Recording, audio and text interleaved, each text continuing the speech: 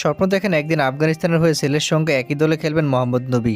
সেই স্বপ্ন পূরণের আগে আজ সিলেটে ঠিকই ছেলে হাসান ইসাকিলের সঙ্গে একই দলে খেলেছেন মোহাম্মদ নবী। আগে অবশ্য আফগানিস্তানের ঘরোয়া ক্রিকেটে একে অপরের প্রতিপক্ষ হয়ে বেশ কয়েকটি ম্যাচ খেলেছেন দুজনে।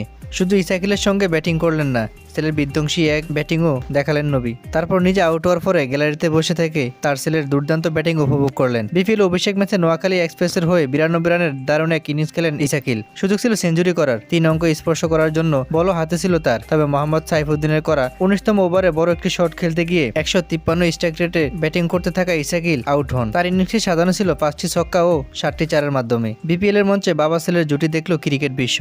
4 ছক্কা হাঁকিয়ে বাবা নবীকে নিখুঁত বিনোদনও দিলেন ইসাকিল। নন স্ট্রাইকের প্রান্তে বাবাকে রেখে 4 ছক্কার ফুলজুরি সাজালেন 19 বছর বয়সী এই ব্যাটসম্যান। পঞ্চম উইকেটের দুজনে মিলে 30 বলে 53 রানের জুটি করেন। তাতে বাবা নবীর অবদান 13 বলে 17। বিপরীতে আফগানিস্তানের বিধ্বংসী কিংবদন্তির বড় ছেলের করলেন 17 বলে 34 রান। তবে বাবা আউট হতেই ইসাকিল ফিরলেন দ্রুত।